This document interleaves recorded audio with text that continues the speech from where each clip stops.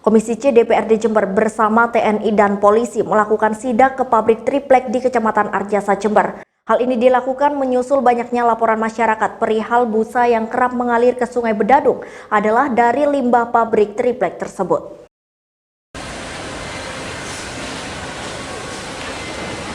Komisi C DPRD Jember, TNI dan polisi melakukan sidak di PT Maruko di Kecamatan Arjasa, Jember.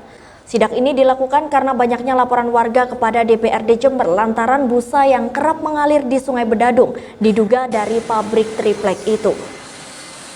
Bersama dengan Kepala Personalia, tim sidak langsung berkeliling di dalam pabrik terutama mencari keberadaan saluran air menuju Sungai Bedadung. Dan benar saja, dari sidak yang dilakukan, tim menemukan beberapa saluran air dari dalam pabrik menuju Sungai Bedadung. Hal ini diduga sebagai jalan keluar limbah pabrik yang sengaja dibuang saat hujan tiba dan debit air Sungai Bedadung agak besar. Atas temuan ini, Komisi C DPRD Jember meminta manajemen pabrik untuk menutup segala bentuk saluran air yang menuju Sungai Bedadung dan pabrik diperintahkan untuk membuat IPAL sebelum air dikeluarkan dari pabrik menuju ke sungai. Apalagi dari sidak tersebut diketahui pabrik juga belum melengkapi IPAL, padahal telah beroperasi sejak 3 tahun silam.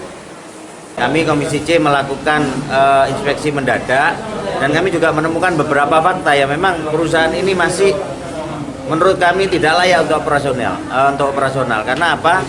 Ternyata perusahaan ini sudah berdiri kalau sesuai dengan ini masih 2016, tetapi IPAL-nya ternyata belum ada. Baru diurus 2 bulan yang lalu. Nah ini menurut saya pelanggaran ini kan gitu. Untuk itu pemerintah Kabupaten Jember juga harus bertindak lah dalam hal ini.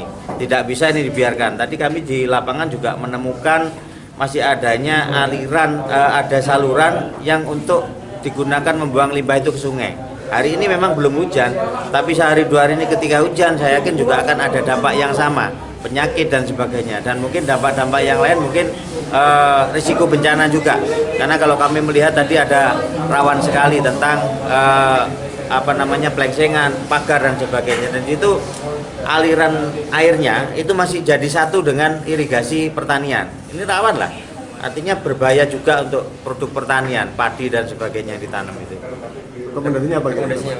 Ya rekomendasinya kami minta sesegera mungkin ini segera perbaiki tentang IPAL yang jelas. Karena kalau kami merekomendasi menutup ini tidak mungkin karena ini juga menampung ratusan tenaga kerja.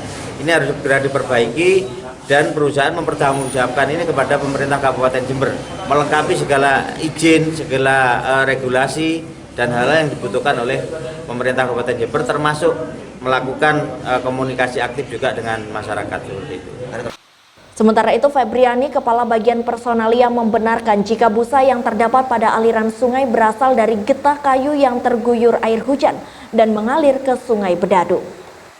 Kalau kita bilang limbah, gimana ya? Itu kan sebenarnya air hujan yang jatuh, dan kebetulan juga dari persawahan juga menjadi satu di sini. Kebetulan untuk peblek yang seperti dijelaskan tadi ada ambigu ya di sini, dari warga juga dari sini jadi satu, akhirnya keluar.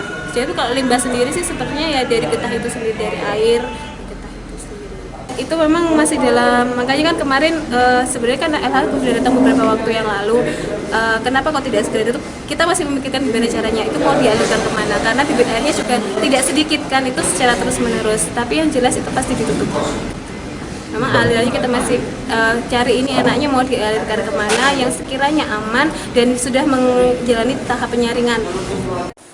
Dari Jember, Yudi Sadi, Jember 1 TV melaporkan.